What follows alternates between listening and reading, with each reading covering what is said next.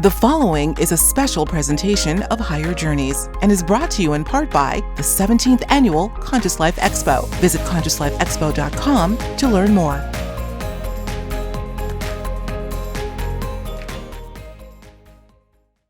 Billy Carson is my guest today, and I am so delighted to have him back on the show.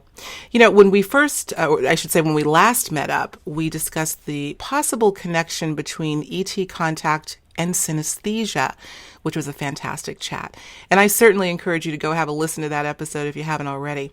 But today we're going to be discussing a subject that Billy has been researching at great length, and that has to do with the fractal holographic nature of the universe. This is also the topic he'll be presenting at the upcoming Conscious Life Expo next February in Los Angeles. And Billy has agreed to give us a little taste of what his presentation will be all about. So Billy, welcome once again to Higher Journeys. Delighted to have you back. Thank you so much, Alexis. I'm really happy to be back on your show. Oh, it's always great. And I really enjoyed our chat last time. And we, as you know, we've spoken offline a good bit, and we can go on forever. So many neat things to talk about. Yeah, I know. So much. Yeah. Well, listen, and I want to speak to the audience. I know you all are very astute when it comes to understanding the things that we discuss here at Higher Journeys, including the metaphysical and quantum implications to our reality. I mean, after all, this is exciting stuff. So really digging into how our universe may in fact work is a great thing. But for those who may not be familiar with the term fractal or its definition, Billy, can you give us a rough idea? And then after you go into that, I'd like to go into how the fractal relates to our universe from a holographic perspective. So what is a fractal? Okay. A fractal is and the actual definition is a curve or a geometric figure, which is basically part of a statistical character. In other words, it's a self-simulating, self-symmetry, smaller piece of a whole. So if you look at a mountain, it looks like a gigantic mountain, but when you go into the very smallest speck of that mountain, you can find the entire mountain in that speck. So that's basically what it is. It's similar patterns that are recurring progressively at smaller scales, and basically that describe partly random or chaotic phenomena such as crystal growth, fluid turbulence, and also they're responsible for galaxy formation. Okay, I get that, and I can already see by the way you've described it that it has holographic implications, and we're gonna get into that. Let's get into that right now. Actually, many are definitely familiar with the holographic model of the universe. I know in our audience, particularly, obviously made popular by Michael Talbot and David Bohm and others. But you've sort of married this idea of fractal to the holographic model.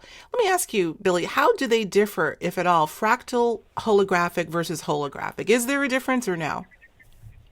Well, it's not that there's a difference. It's that there's another aspect of the holographic universe that wasn't considered or hadn't been brought into play until just recently. And fortunately, I've been able to just put some of the pieces together myself as I started delving into fractals and the Mandelbrot set. And really seeing how they correlated directly with the hologram itself and how holograms work. You could take a hologram, which is obviously a lattice of light, and if you have a hologram of, let's say, a building, and you take one tiny speck out of that particular hologram and look at it, you're going to see the entire building in that tiny small speck. The only thing you're going to lose is some resolution. Right. So that thought triggered me into thinking this is very similar to fractalization. So I started looking into fractals and seeing how patterns work and how the actual mathematics for it works, and it merges perfectly with the holographic universe theory, and it really gives the underlying structure for the light lattice or the matrix lattice to flow throughout the third dimension and give us the illusion of what we see. This is definitely holographic, and the implications. I wanted to get into that because we know that there's several unique features, particularly the interference of light allowing patterns to be created. But I have always found very intriguing the feature of the whole being contained in the part. Although the smaller the part, the fuzzier it gets. That, to me, is really what is elegant and exciting about that whole thing. So very astute of you to make that parallel. That's quite interesting. Well, let's talk about, we're gonna kind of race through this a little bit because if folks can't tell, you may have heard the ambulance in the background. Billy has been kind enough to pull over. He was in traffic, so he's in his car. But so far we're doing okay. Let's hope no more ambulances go by or fire engines. Yeah.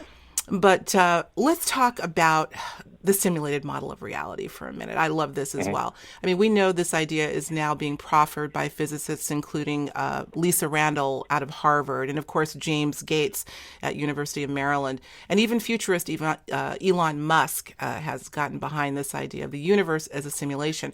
But Billy, how would a fractal holographic universe make sense if we're living in a simulation, in your estimation? Well, when you look at what the programmers and developers are doing right now with software and video games, there's a video game called No Man's Sky.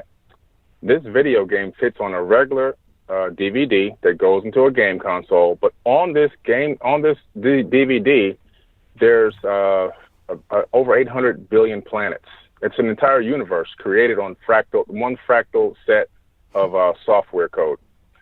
So what happens is, just like in our reality here in the third dimension, this software allows the next screen or the next level to appear when the player in the game needs it, the next planet to appear when it needs it, the next animal, the next scene in a forest on a planet that's 10 trillion light years away. It's all created on the fly, just like we have here in our reality. What science has found out is that the nature of our reality is an illusion, meaning that everything exists as an electromagnetic wave. The only thing that really truly is here are wave patterns, and these waves are collapsed into digital bits of information by our consciousness. So, and so what it really means is that it doesn't mean when we say hologram that it means that we're not real. We are truly real, but we're part of a collective consciousness, and the consciousness is the collapsing wave function that allows us to take what are electromagnetic waves, which are various different waves of light, basically, and collapse them into something that we can say is a car, a street, a house, a building, a book, whatever the case may be. And what happens is the human brain, which is totally encased in darkness, doesn't have any idea what's going on out there, and it sends its 5 friends out, sight, hearing, touch, smelling, all of our senses, and it says to its friends, look, go out there, guys, and collect some data. So our senses go out, and they collect data. They themselves don't even know what they are collecting. They're just collecting wave patterns of information, and they bring it back. They convert it into digital bits, and they bring it back to the brain. The brain then takes that information and projects a hologram as to what it believes is going on the outside. And then we navigate through this third dimension based on that hologram. So wow, it's really an amazing thing. It's an amazing process. Yeah, exactly. And what's so incredible about it is all of the ancients were right. If you look at they all start talking about an afterlife and that they were living in a created universe. Well, they're absolutely correct. We are living in a created universe. The only difference is it wasn't a sky daddy with a magic wand that just waved it and this happened. We're living in a very, very sophisticated software program that's running on some type of a supercomputer, or we could be living inside of a cell amongst many other cells, which could be a multiverse inside of a sentient being or entity of some type. Those are the two different, looks that we have. Right. But at the smallest level, on the subatomic scale, everything in this realm is made up of light. When you take it down to the smallest attribute, whether you get down below atoms, you get the quarks. Even the quarks, when you smash quarks together, what do you get? You get light. We're only living in a light matrix, and so it is a creation, but the method of the creation is a matrix of light, which is fundamentally based off of fractals, which allows this pattern to continue and create itself at will, ongoing, based off of how consciousness flows. Wow, love it. I'm following you. Are you following Higher Journeys, audience out there? I am. I think this makes perfect sense. Okay, I'm going to segue into this real quick.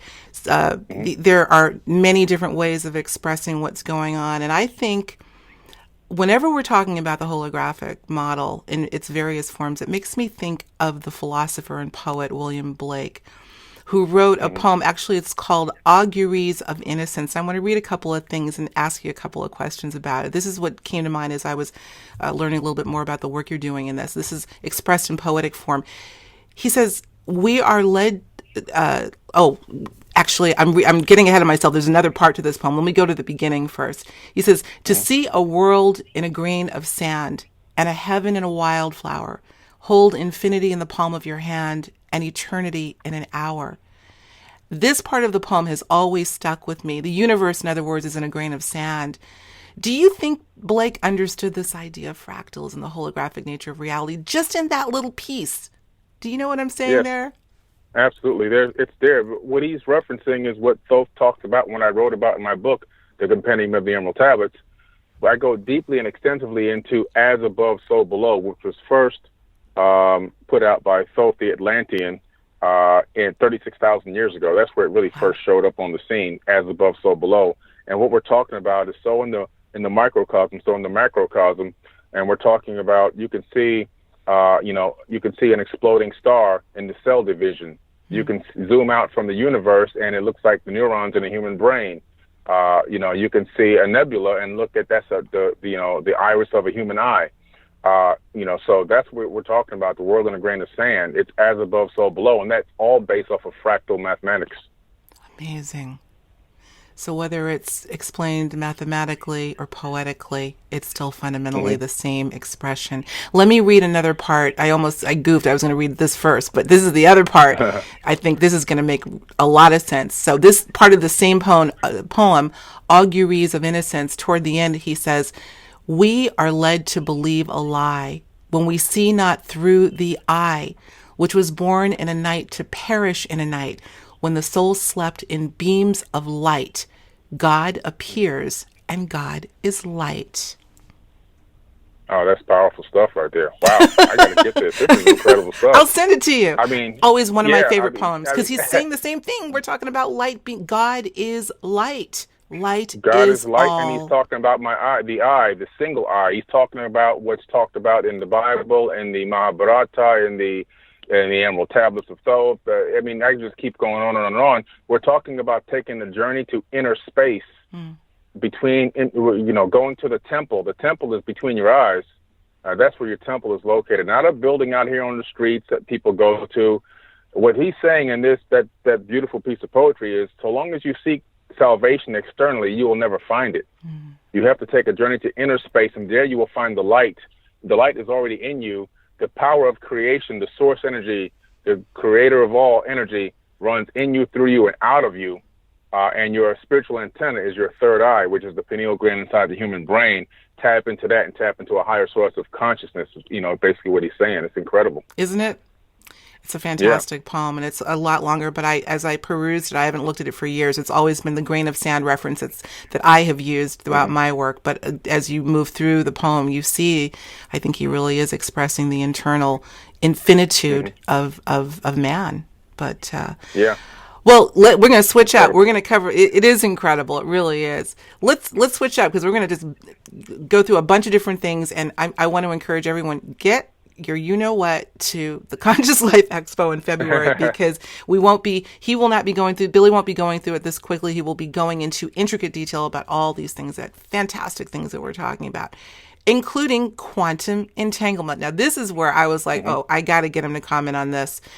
Let's talk about quantum entanglement, prayer, and why it's important to pray in the right frequency.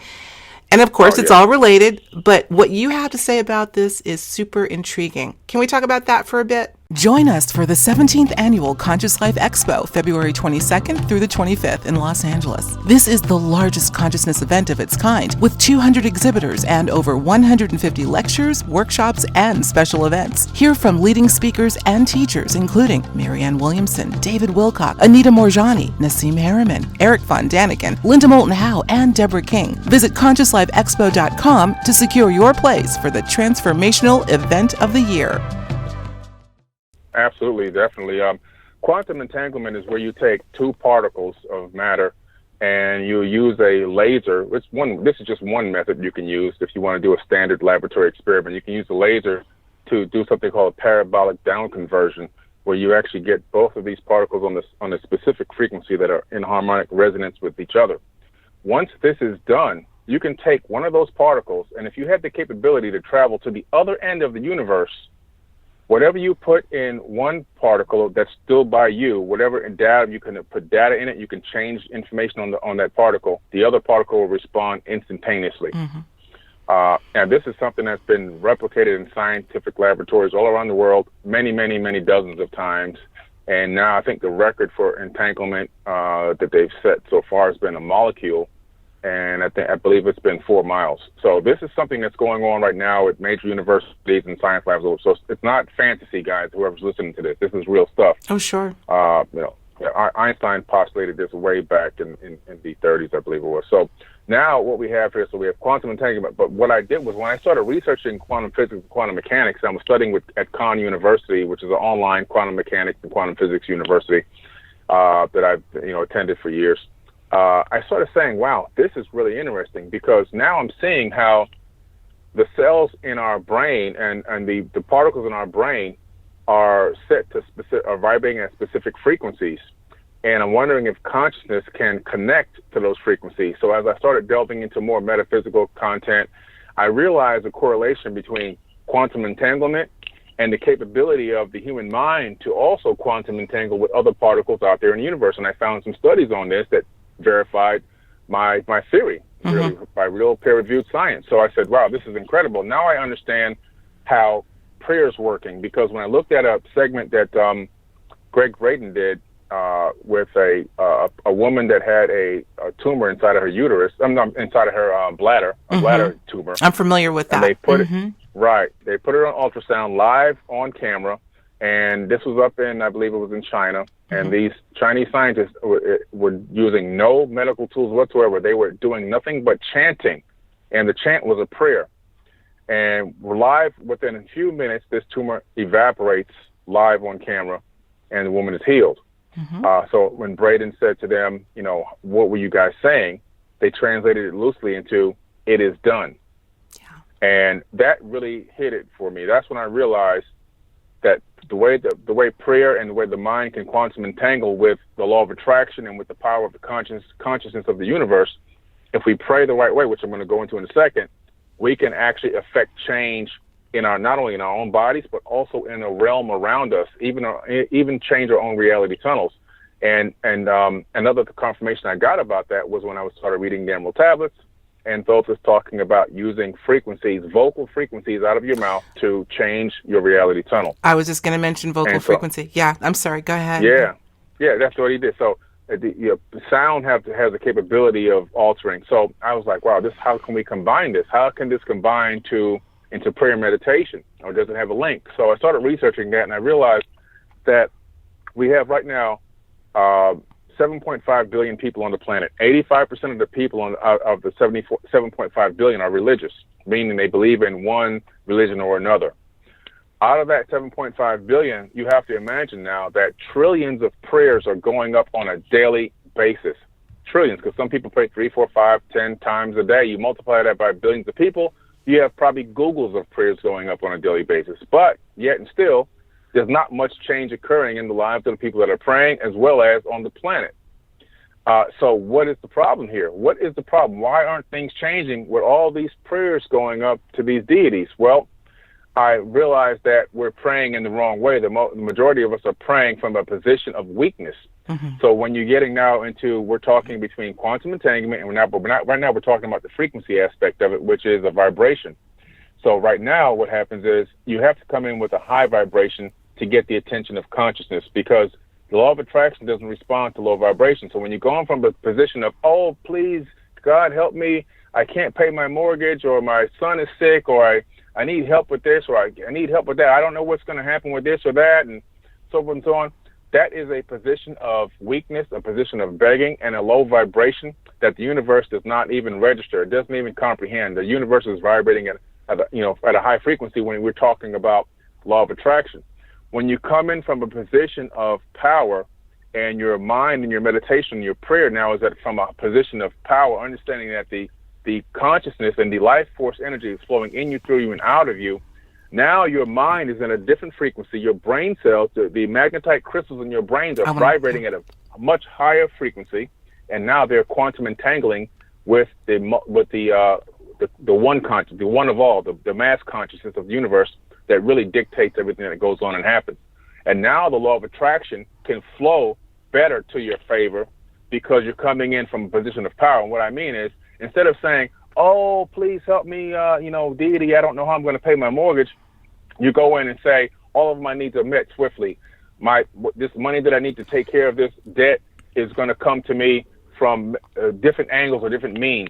I'm going to be able to take care of this situation. This situation is going to end on a positive note. I'm going to be able to fulfill this, these types of things. And when I go on trips, I bless my path to where I'm going. I don't say, oh, please help me get there safely. I bless my path. I say, I will arrive safely at my destination. Mm-hmm. It's a different flip of mindset, you see? Absolutely. Mm-hmm. Absolutely. And it doesn't mean that you're saying you're a God and you're in control of the universe. What it means is you're using the God force energy that's already built into your body. Agreed. And you're entangling it with the mass consciousness, the one of all that's out there. And now you're empowering yourself and using that high vibrational energy to create your own reality tunnel and guide yourself through this matrix. I love it. I love and I agree with everything that you're saying. Now, the host doesn't have to agree with everything that the person you're interviewing says, but on this note, make note, I agree. And I want to add as a footnote to this, thank you for that. I think that'll be very helpful for the audience. But you can't escape, Billy, the role that feeling, emotion, emoting, I always say in motion, plays in raising that frequency, that and command. And to your point, it's not about saying I am a God, but what you're doing is agreeing to work with the God force because that force is within. Right. So I do feel that emotion, when feeling is put into, I would dare say, even in some cases when you're coming from a place of you're feeling a bit weak, but the emotion is so strong that in some cases it can even overcome that feeling of the inability to do anything by yourself. The emotion is playing a role, don't you think? Yeah, definitely. Emotions are very powerful because if you're in a sad place or depressed, it's already been scientifically proven that there's a frequency that's emitted by the body, the biofrequency. It actually creates what they call a cosine wave. Now, this cosine wave, because it's so wide and broad from you being sad or depressed, it touches much less areas of the DNA as it passes through and out of the body.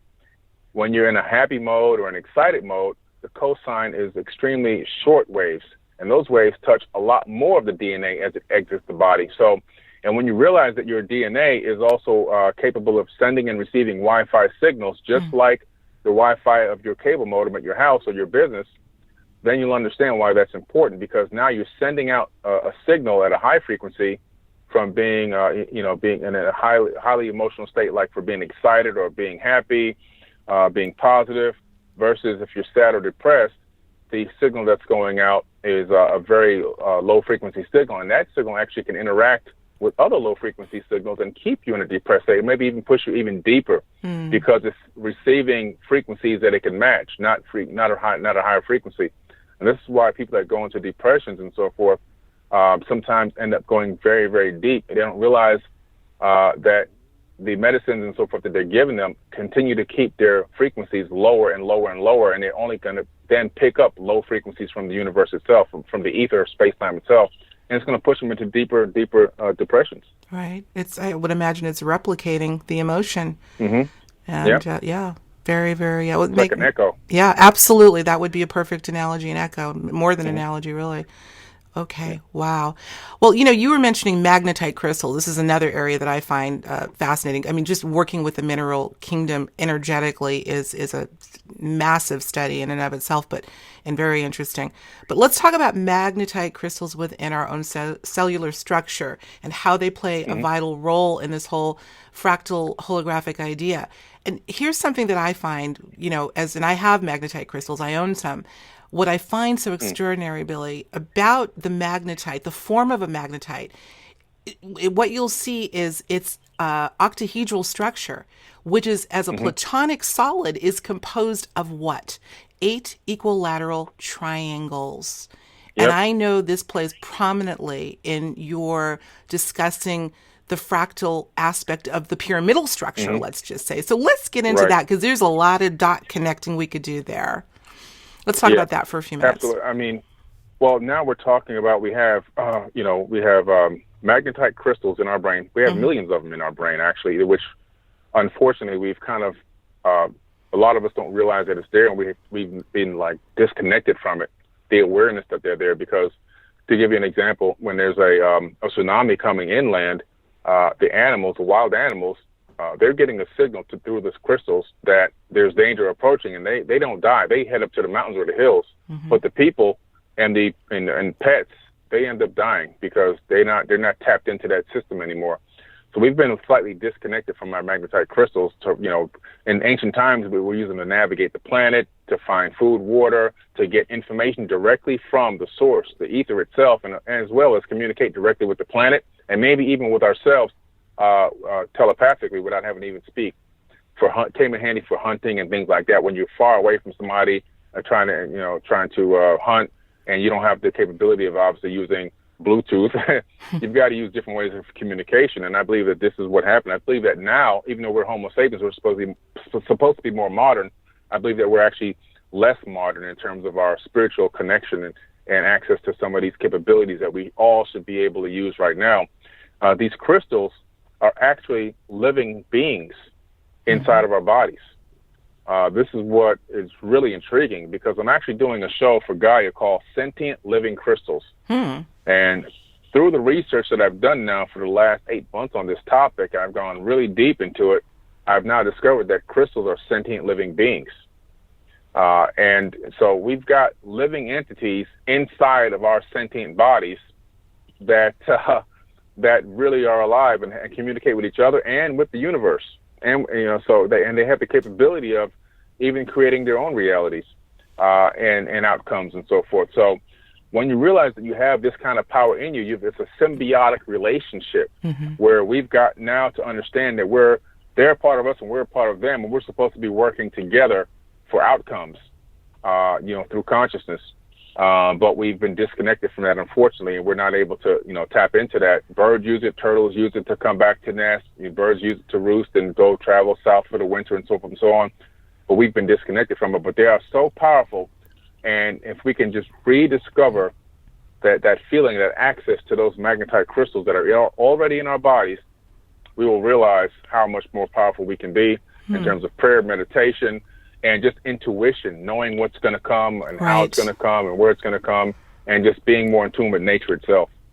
That is powerful. The first thing that's coming to mind, Billy, is now obviously there are many people that work with crystals metaphysically, obviously the external form, but I'm wondering, when you work, let's say we were working with a magnetite crystal form, let's say a raw form of magnetite in prayer or meditation, I would imagine that there's got to be some sort of an excitation or, some sort of resonance that's occurring between the magnetite that you may be working at externally with the magnetite natural crystalline structures in your brain, right? Yeah, I would agree. So, I mean, they're probably going to entangle and communicate with each other.